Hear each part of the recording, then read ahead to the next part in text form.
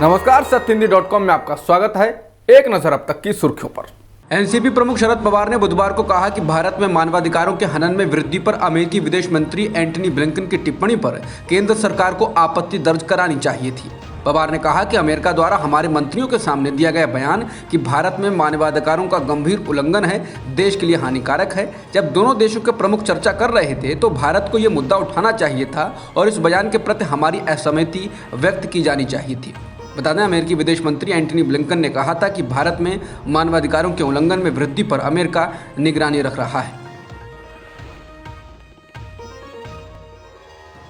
कर्नाटक के पूर्व मुख्यमंत्री बीएस येदियुरप्पा ने कहा कि मुसलमानों को शांति और सम्मान से जीने दिया जाए।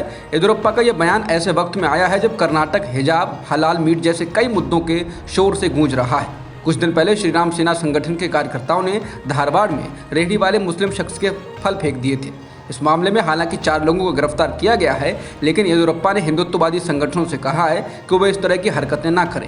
येदियुरप्पा ने पत्रकारों से बातचीत में कहा कि वो चाहते हैं कि हिंदू और मुसलमान एक माँ के बच्चे की तरह मिलजुल कर रहें।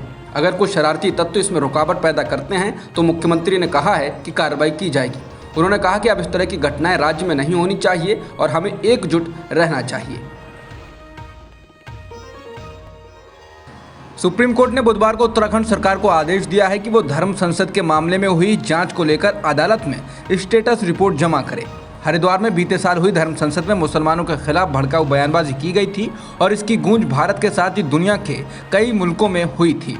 इस मामले में पुलिस ने मुकदमा भी दर्ज किया था और डासना मंदिर के महंत यति नरसिंहानंद को गिरफ्तार भी किया था, लेकिन बाद में उसे जमानत मिल गई थी। सुप्रीम कोर्ट ने इस मामले के याचिकाकर्ताओं को इजाज़त दी है कि वो शिमला में होने जा रही ऐसी ही धर्म संसद के खिलाफ जिला अधिकारी के सामने शिकायत दर्ज करा सकते हैं। जस्टिस AM खानविलकर और जस्टिस अभय S ओका ने यह आदेश जारी किया।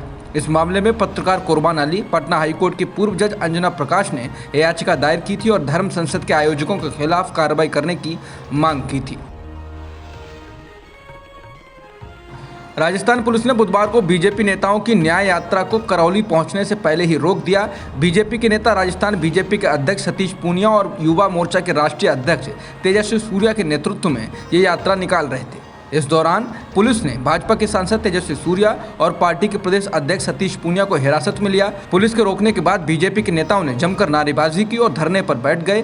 बीजेपी नेताओं का कहना है कि वो करौली हिंसा के पीड़ित परिवारों से मिलने जा रहे थे, लेकिन पुलिस उन्हें जाने नहीं दे रही। कर्नाटक में विवादास्पद मंत्री ईश्वरप्पा को मुंबई मंत्रिमंडल से हटाने का दबाव बढ़ता जा रहा है। बीजेपी के सूत्रों का कहना है कि बीजेपी के केंद्रीय नेतृत्व की मांग के मुताबिक ठेकेदार की मौत को लेकर चल रहे विवाद के बीच मंत्री को अपने पद से इस्तीफा देने के लिए कहा जा सकता है। कर्नाटक के प्रभारी बीजेपी राष्ट्रीय महासचिव अरुण सिंह ने कहा कि इस पर जल्द ही फैसला लिया जाएगा। कांग्रेस ने जहां इसे मुद्दा बना दिया है, वहां बीजेपी के नेता भी ईश्वरप्पा से छुटकारा पाने की सलाह दे रहे हैं।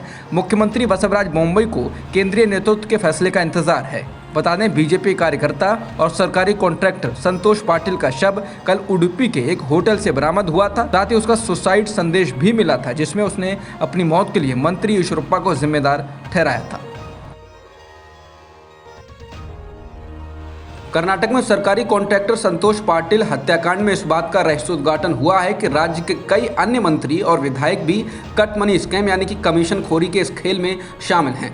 राज्य की कॉन्ट्रैक्टर्स एसोसिएशन ने आरोप लगाया है कि अगर सीएम बसवराज बोम्मई इस मामले में एक्शन नहीं लेते हैं तो वे लोग इस घटना के विरोध में 25 मई के बाद हड़ताल पर चले जाएंगे। एसोसिएशन ने संतोष पाटिल मामले में सारे तथ्यों को मीडिया के सामने रखा। कर्नाटक कॉन्ट्रैक्टर्स एसोसिएशन के अध्यक्ष केम्पन्ना ने कहा कि हम अगले 3 से 4 दिनों में 4-5 अत्यधिक भ्रष्ट मंत्रियों और 10 से 15 विधायकों के नाम का खुलासा करेंगे। ये एक सार्वजनिक दस्तावेज होगा। संतोष पाटिल की मौत के लिए मंत्री ईश्वरप्पा जिम्मेदार हैं। हम उसके खिलाफ सख्त कार्रवाई की मांग करते हैं।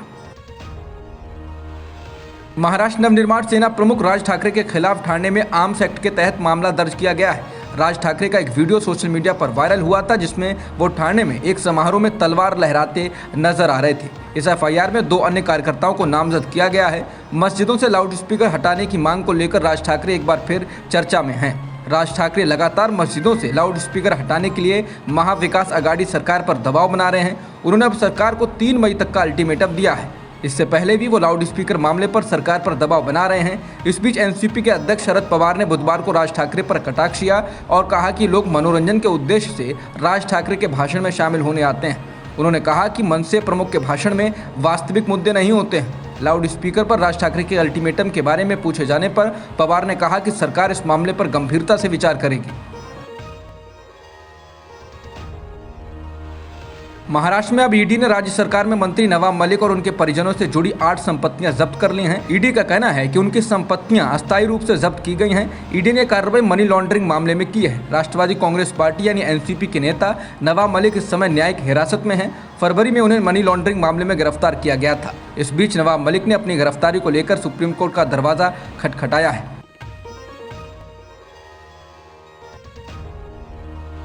एआईएमआईएम प्रमुख असदुद्दीन ओवैसी के छोटे भाई अकबरुद्दीन ओवैसी को करीब 1 दशक पुराने नफरती भाषण के 2 आपराधिक मामलों में बरी कर दिया गया है। असदुद्दीन ओवैसी ने आज एक ट्वीट में यह दावा किया। उन्होंने ट्वीट किया कि अकबरुद्दीन ओवैसी को सांसद विधायक विशेष अदालत ने उनके खिलाफ कथित नफरत भरे भाषणों के लिए 2 आपराधिक मामलों में बरी कर दिया है। सभी की प्रार्थनाओं और समर्थन के लिए आभारी हूँ। एडवोकेट अब्दुल अजीम और वरिष्ठ वकीलों को विशेष धन्यवाद जिन्होंने अपनी बहुमूल्य सहायता दी।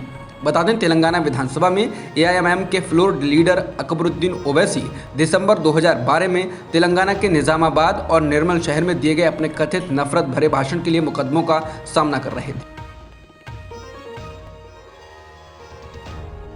पाकिस्तान के पूर्व पीएम नवाज शरीफ की बेटी मरियम नवाज शरीफ ने ट्विटर पर ब्लूमबर्ग की एक रिपोर्ट को साझा किया है, जिसमें कहा गया है कि 57% लोगों ने कहा है कि इमरान खान को हटाए जाने से वो खुश हैं, जबकि 43% लोगों ने इमरान को हटाए जाने पर नाराजगी जताई है। इसके जवाब में इमरान सरकार में मंत्री रहे फवाद चौधरी ने कहा है कि अगर ज़्यादातर लोग इमरान को हटाए जाने से खुश हैं तो आपको चुनाव से क्यों डर लग रहा है?